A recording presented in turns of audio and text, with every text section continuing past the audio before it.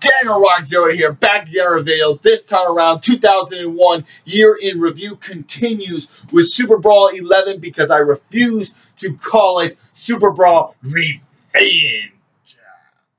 From Nashville, Tennessee, we kick off. Sugar Shane Helms defeats Evan Courageous, Jamie Noble, Shannon Moore, Yang, and Hayashi in a six-pack challenge elimination match. This was a good match. These six guys have been facing each other, quite frankly, like a half billion times at this point in time. Ever since all 16 guys debuted, they all been facing each other. They've had that triangle ladder match at Starrcade. They had the ladder match at New Blood Rising. They had so many matches, and probably like a half trillion of them on Nitro and Thunder. But just like all those matches they have, it's a fairly good one. The only problem I have with this match is that I think it was Hayashi. Hayashi, or maybe it was Jimmy Wang Yang. Yeah, that Jimmy Wang Yang. He botched with Evan Courageous like 5 moves in a row. One of those two guys botched like 5 moves in a row. They botched like a Russian leg sweep. They botched like a pin. They went for a moonsault, but he tripped on the ropes. Yeah, the Young Dragons were very much botchy. Evan Courageous was very botchy too. But overall, still a high-paced, high-entertaining match. Shannon Moore turns on Shane Helms. We get kind of a weird ending. But overall, I still give it a 6.5 out of 10. Probably a little bit high rating, really. Probably could get it a little lower.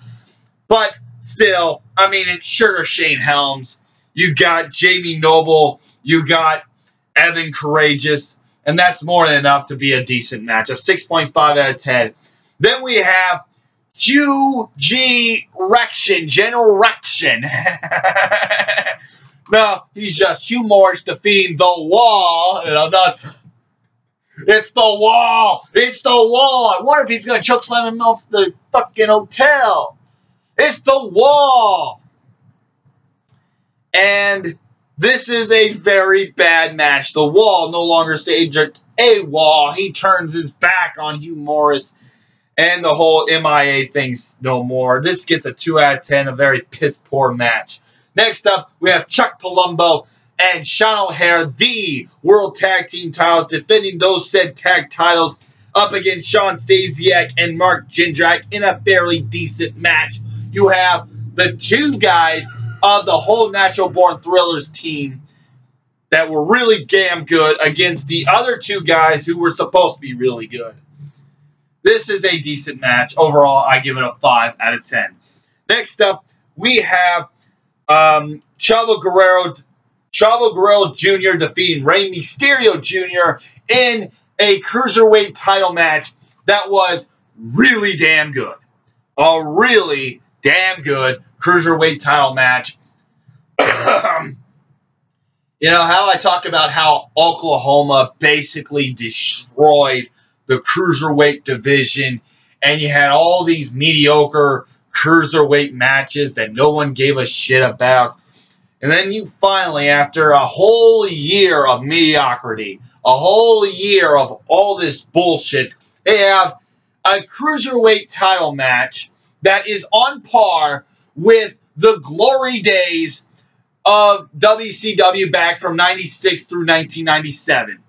This Cruiserweight title match is a very good one. A very good one. A 7 out of 10. And it's almost on par with the prime Cruiserweight title matches of 1996 and 1997. A very good match. A 7 out of 10.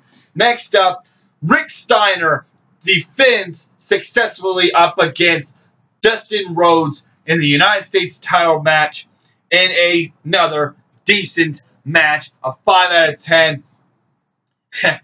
You want some, come get some. If you don't like me, well, bite me.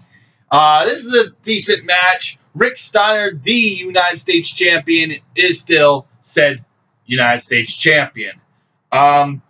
He hits him with a exposed turnbuckle after the... which I will talk about this one spot that every match seemed to have at the end. A steel chair shot spot. A 5 out of 10. Next up, we have Buff Daddy. I'm buff, I'm the stuff, and the girls can't get enough. Buff Daddy! And the total package Lex Luger. Down and down and then down and down and then down and down and then down and down and I'll be your hero. I'm looking down at my young boy's eyes. It's totally Buff taking on Chronic in a terrible match. So at the start of the show, you had Brian Clark, the former Atom Bomb, who could not be cleared by doctors. He had to go to a WCW doctor in order to be cleared by demands of the new commissioner, and I'll talk about that next. So Brian Clark cannot compete. And at the last second, he shows up, or what we think he shows up, with Brian Adams, the former Crush. So you have Crush out there, and out comes Atom Bomb. And it ends up, in the match, we find out that Atom Bomb is actually Mike Awesome. And from a faraway view, from a faraway shot, Mike Awesome, dressed as Chronic's Brian Clark, is actually pretty decent thing to say. Anyways, this is a terrible match. Totally Buff Daddy, I'm buff the stuff, and the girls can't get enough with I'll be your hero.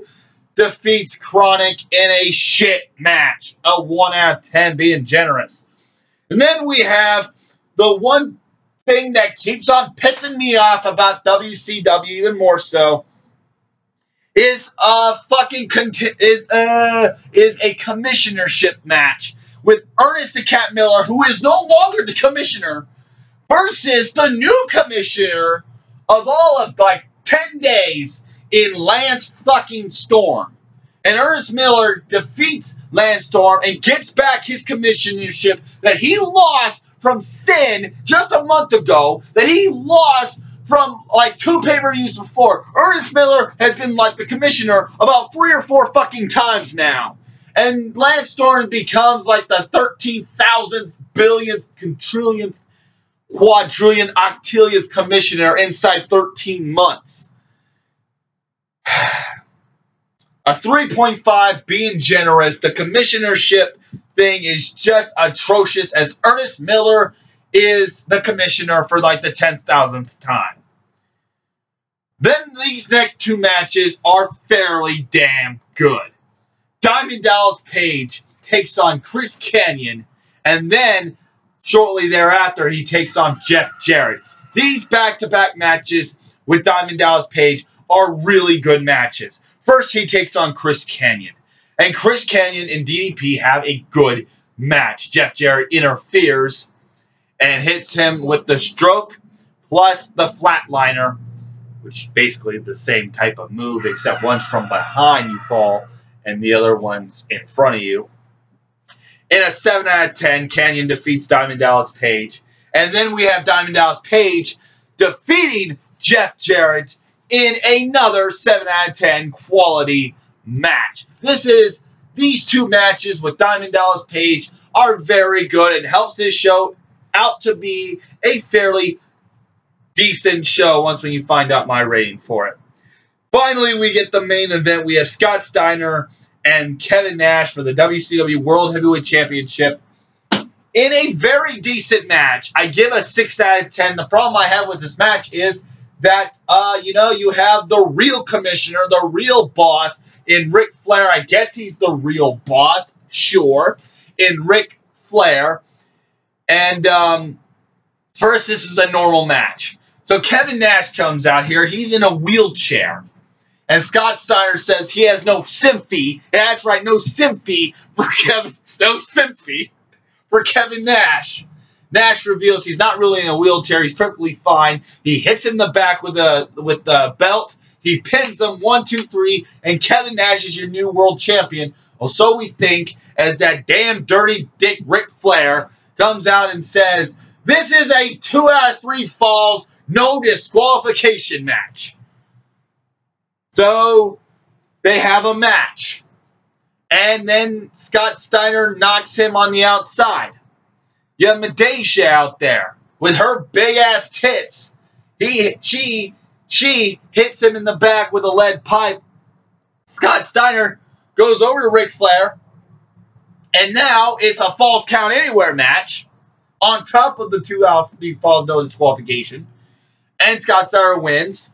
And then they have another match where Scott Steiner, after a lot of interferences and a lot of ref bumps and a lot of interferences from Medeja, Scott Steiner with the steel chair and the Steiner recliner puts away Kevin Nash. Oh, and also, I forgot to mention that this was a career-ending match. For whoever lost, their career was over.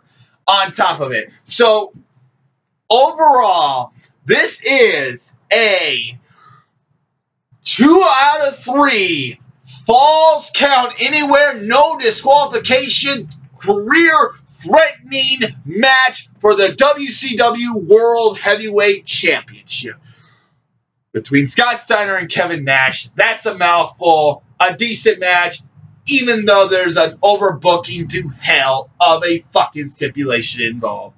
A 6 out of 10. Overall, Super Brawl Revenge is actually more like Fall Brawl 2000. It's a hidden gem of a show in the dark ages of WCW. The dark ages, which I consider to be about Great American Bash 1999 to the very end of March 26, 2001. And when you look at shows like Fall Brawl 2000, and I tossed that one in there with Super Brawl 11, you have another hidden gem of a show. You have some bad stuff, but you have 3 matches I gave a 7, a 6.5, and a 6. The rest is shit, but this is a very good mixed bag of a show. Mediocrity at its finest. And after sitting watching through so many shitty WCW shows, when I say this is a good show, the overall rating is only a 5 out of 10. But when I mean it's a good show is, after you watch a billion of these terrible-ass shows, when you get to watch Great American Bash 2000, and you watch Starrcade 99, and when you watch New Blood fucking Rising and Halloween Havoc 2000, you start to realize that a mediocre match and an adequate show as Super Brawl 11 is one of the best shows of this said dark age era. I'm Dana Rock 08, and next time around for WCW, it's WCW Greed, and then WWF No Way Out. Catch you next time.